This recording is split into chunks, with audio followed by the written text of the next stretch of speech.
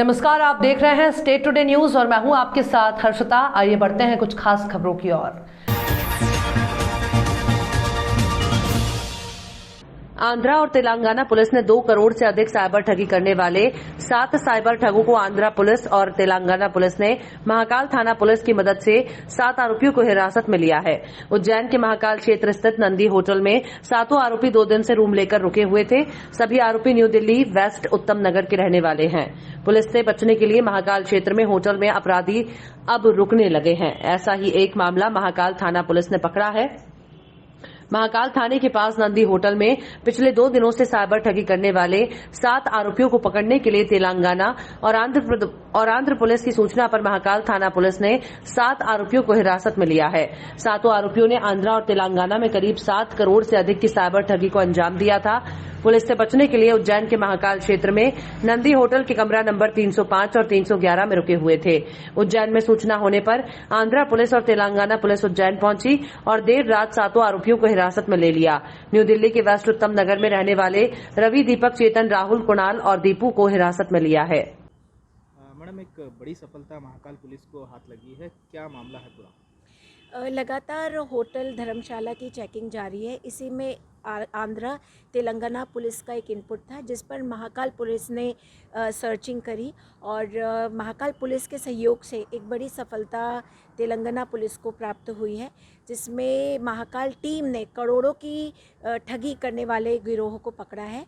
ये online hackers थे जो कि करोड़ों रुपए के ठगी करते थे और अकाउंट टू अकाउंट पैसा ट्रांसफ़र कर देते थे। इनको 7 लोगों को कुल गिरफ्तार किया गया है। ये दिल्ली के रहने वाले हैं और महाकाल क्षेत्र के नंदी होटल में ये रुके हुए थे। उज्जैन पुलिस को बड़ी सफलता मिली। नशे का कारोबार करने वाले अंतर्राज्यीय गिरोह का पर्दाफाश हुआ। पुलिस कंट्रोल रूम पर प्रेस वार्ता ली गई। उज्जैन के पुलिस कंट्रोल पर city additional SP Amrendra Singh ने शनिवार को प्रेस वार्ता की। पुलिस को यहां गांजा, चरस, ब्राउन शुगर के खिलाफ चलाए गए अभियान में बड़ी सफलता हाथ लगी है। पुलिस ने यहां नशे के कारोबारियों के अंतर्राज्यीय गिरोह का खुलासा किया है। सिटी एडिशनल एसपी ने कहा कि थाना नीलगंगा पुलिस ने 56 ग्राम स्मैक पाउडर के साथ 3 आरोपियों को गिरफ्तार किया है। ये गिरफ्तारी हाटकेश्वर कॉलोनी के पास से की गई है। गिरफ्तार आरोपियों में 2 झालावाड़ जिले के रहने वाले हैं, तो वहीं एक आरोपी जो कि स्मैक खरीदने पहुंचा था उज्जैन का रहने वाला है। पुलिस ने बताया कि ये गिरोह राजस्थान, मध्य प्रदेश और उत्तर प्रदेश में फैला हुआ है।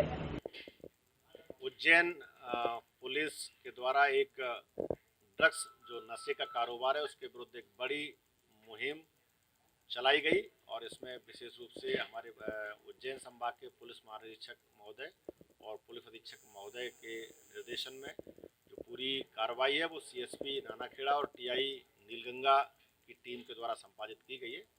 और इस पूरी कार्रवाई में एक बड़े ड्रग्स नेटवर्क का खुलासा करने में उज्जैन पुलिस को सफलता मिली है और इसमें अभी 3 आरोपियों को पकड़ा गया है। जो 3 आरोपी पकड़े गए हैं उनमें से 2 आरोपी राजस्थान झालावाड़ के रहने वाले हैं और जिसको ये सप्लाई देने आए थे वो आरोपी मुख्य रूप से उज्जैन का रहने वाला है। इन आरोपियों के कब्जे से 56 ग्राम जिसकी कीमत 5 लाख से भी अधिक है वो जो ब्राउन शुगर जो स्मैक है वो जब्त हुई है और इसमें एनडीपीएस एक्ट के तहत कार्रवाई की गई है। आरोपियों से जो पूछताछ की गई है उसमें से एक बड़ा नेटवर्क सामने आया है जिसमें जो पैडलर्स और सप्लायर्स दोनों की जानकारी मिली है। जो उज्जैन के आसपास के जिले उनकी भी जानकारी मिली है। इस पूरे नेटवर्क पे उज्जैन पुलिस के द्वारा काम करना शुरू किया गया है और अब तक जो मुहिम चलाई गई है उज्जैन पुलिस के द्वारा उसमें लगभग अब तक एनडीपीएस के अंतर्गत 80 लोगों के विरुद्ध में कार्रवाई की गई है, जिसमें अलग अलग मामलों में 2 कुंटल से भी अधिक का गांजा और लगभग 2 से 75 ग्राम से भी ब्राउन शुगर अब तक जब्त की जा चुकी है। इसमें जो मुहिम चलाई गई है इसमें जो ऐसे लोग जिनका आदतन रिकॉर्ड है, जो आदतन ड्रग्स की सप्लाई से जुड़े हुए हैं, उनको चिन्हित किया गया है। उनकी जो इलीगल प्रॉपर्टीज हैं, जो उनके अवैध कब्जे थे, अवैध निर्माण थे, उनको नगर निगम के माध्यम से एक विशेष मुहिम चलाकर ध्वस्त किया गया है। अभी पिछले दिनों में जो हमारा नीलगंगा थाना है, देवास गेट थाना और महाकाल और जो चिमनगंज एरिया है, उनमें जो ऐसे बड़े तस्कर थे उनके जो इलीगल प्रॉपर्टीज थी उनको डेमोलिश कराए। हम बात कर रहे हैं मध्य प्रदेश के आगर मालवा जिले के सुसनेर तहसील की, जहां पर सुसनेर नगर में इंदौर कोटा रोड स्थित थाना परिसर में पुलिस को फिट और तनाव मुक्त रखने के उद्देश्य से अस्थायी बैडमिंटन स्टेडियम बनाया जा रहा है। आपको बता दें कि जिससे पुलिस वाले खेलकूद के जरिए खुद को फिट रख सकेंगे, वहीं खेल से पुलिस वाले शारीरिक और मानसिक रूप से स्वस्थ रहेंगे और उनकी कार्य क्षमता में सुधार होगा, जिसको लेकर नगर के पुलिस जवानों के द्वारा थाना परिसर में बैडमिंटन स्टेडियम बनाया जा रहा है, जिससे वो आसानी से बैडमिंटन खेल सकें। आलोट क्षेत्र में फर्जी शादी करवाकर 1.5 लाख रुपए की ठगी का मामला सामने आया है। ताल समीप आबूखेड़ी गांव के कालू सिंह के साथ खंडवा और बैतूल के रहने वाले आरोपियों ने शादी करवाकर 1.5 लाख रुपए के साथ सोने का मंगलसूत्र और चांदी के पायल की ठगी की है। घटना अगस्त महीने की है। इसमें आलोट थाना पुलिस ने जांच के बाद मामला दर्ज किया है। मामले में पुलिस ने बबीता ठाकुर समेत 5 आरोपियों पर धोखाधड़ी का केस दर्ज किया है। ठगी का शिकार हुए कालू सिंह डांगी ने बताया कि कुछ समय पहले उसकी पत्नी की मौत हो गई थी। वो और उसकी बीमार मां घर पर अकेले ही रहते हैं। इसी दौरान खंडवा के रहने वाले पवन सिंह से उसकी पहचान हुई। उसने बैतूल निवासी बबीता ठाकुर से शादी करवाने की बात कही। कालू सिंह बातों में आ गया। इसके बाद लुटेरी दुल्हन गैंग ने दुल्हन के फर्जी मां बाप और रिश्तेदारों को लेकर अगस्त महीने में आलोट के अनादि कल्पेश्वर मंदिर में शादी करवा दी। शादी के बदले में आरोपियों ने 1.5 लाख रुपए नगद बबीता ठाकुर के फर्जी माता पिता को दिलवाने के साथ सोने का मंगलसूत्र और पायल भी दुल्हन को भेंट करवाए हैं। शिकायत आवेदन शादी के झांसे से संबंधित प्राप्त हुआ था, धोखाधड़ी से संबंधित, जिसमें दांगी परिवार का एक जो व्यक्ति है, इसकी पत्नी मर गई थी आवेदक की, तो उसका दूसरी शादी करने का बातचीत चल रहा था। तभी रिश्तेदारों के माध्यम से उसको संपर्क में आया एक व्यक्ति जो खंडवा का रहने वाला है। उसके द्वारा बताया गया कि कोई महिला है जिससे वो उसकी शादी करा सकता है।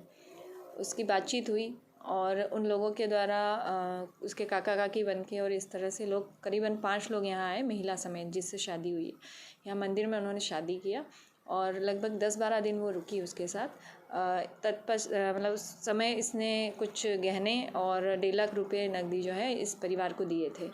10-12 दिन बाद खंडवा से उस महिला के रिश्तेदार जो आए थे वो पुनः आते हैं और महिला को यहाँ से धरौला से अभिषेक के बहाने इसको बाहर भेज दिया आवेदक को और उस महिला को लेकर वापस चले गए। जब ये व्यक्ति उससे संपर्क करता है आवेदक, तो वो ना तो पैसा देते हैं ना महिला को भेजते हैं।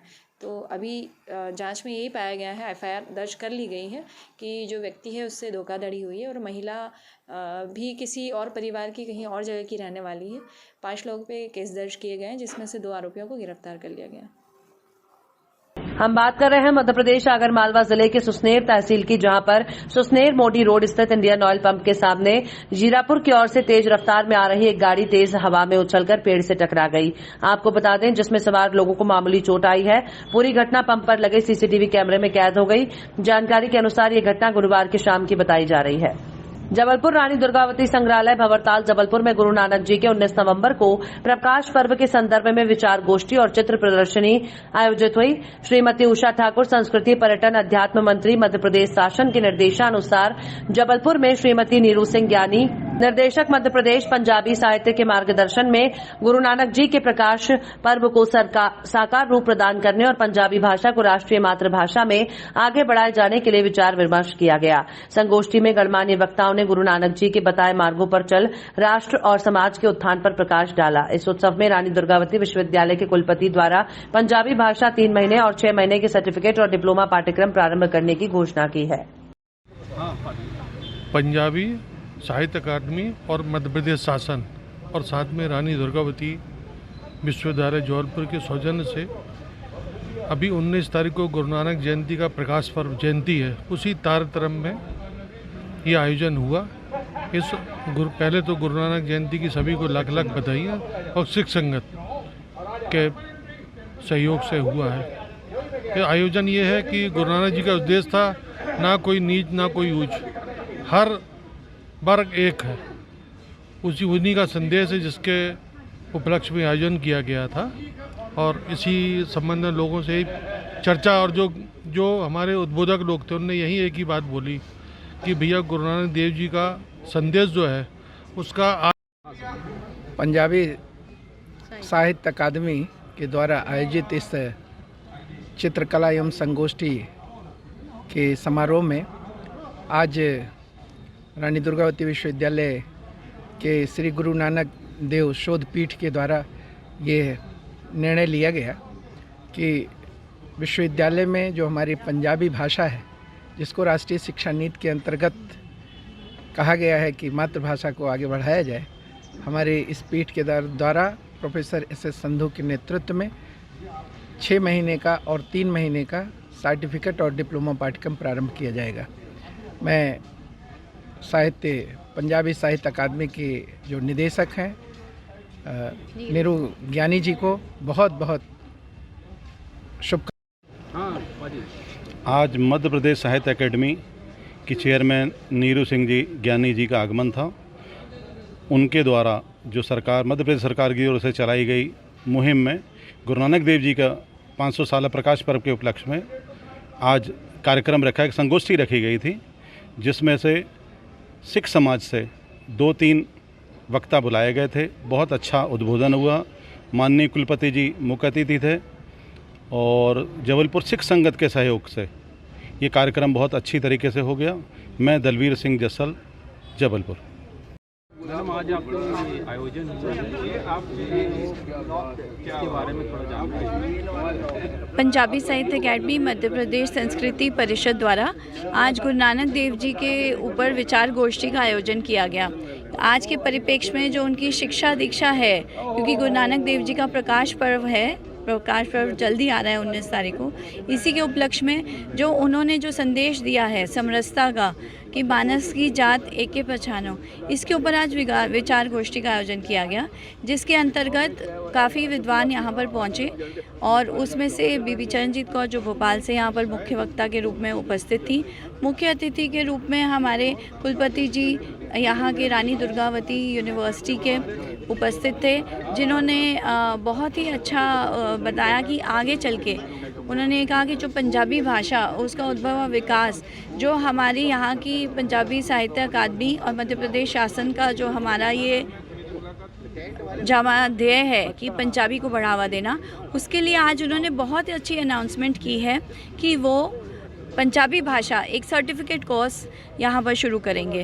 तो ये विचार गोष्ठी के लिए और इस आयोजन के लिए मैं रानीवती दुर्गावती का मैं बहुत बहुत धन्यवाद करती हूँ, जिन्होंने हमारा सहयोग किया। महासंघ, पंजाबी महासंघ के माध्यम से भी हमारा उनका सहयोग रहा है विशेष रूप से। और आज ये जो आयोजन हुआ, जो दूर दूर से यहाँ पर आदरणीय बिहारी लाल जी उपस्थित रहे वक्ता के रूप में, और उसके साथ साथ चरणजीत कौर। सनातन धर्म के मुताबिक आंवला नवमी पर पर्यावरण और सुहाग की रक्षा के लिए महिलाएं आंवले के वृक्ष के नीचे बैठकर भगवान विष्णु का ध्यान करती हुई आंवले के वृक्ष में कच्चा सूद बांधकर कम से कम 9 लपेटा लगाकर परिक्रमा करते हुए अपने सुहाग और पर्यावरण की सुरक्षा की भगवान से कामना करती हैं और एक दूसरे को सुहाग का श्रृंगार प्रदान करते हुए आंवले के वृक्ष के नीचे मोह मीठा करती हैं और कराती हैं, जिससे समाज और परिवार में मिठास बनी रहे।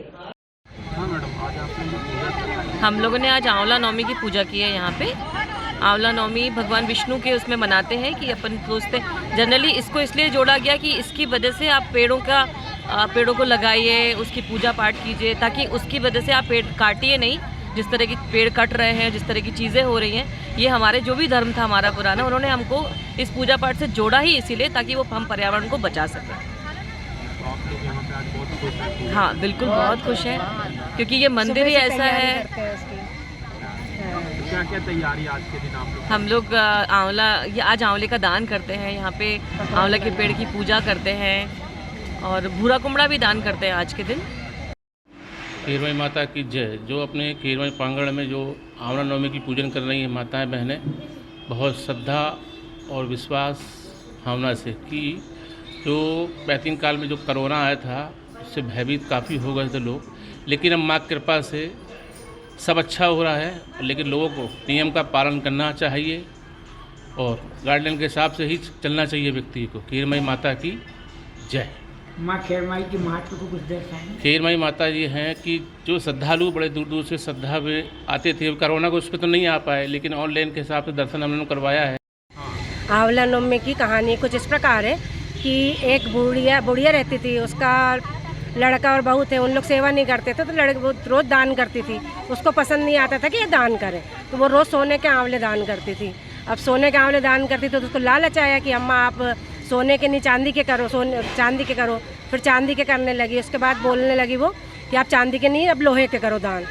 दान करने लगी तो जैसे ही उनका वो कम होता गया दान करने का, ऐसे ऐसे उनके यहाँ धन संपत्ति कम होती गई और बहुत गरीब हो गए उन लोग। ये दिन आ गई कि उनको मजदूरी करनी पड़ी लड़का बहू को, और जो सास थी उसको भीख मांगना पड़ी। फिर उनको किसी ने बोला कि आंवले के नीचे ऐसा करना चाहिए। फिर उनने जैसे ही वो किया, सास मिली, देखा तो पूरी शक्ल तो पहचानी पर बदल गई थी पूरी तरह, पीठ में काला छाया पूरी पड़ गई थी। फिर खबरों में फिलहाल इतना ही। आप देखते रहिए स्टेट टुडे न्यूज़।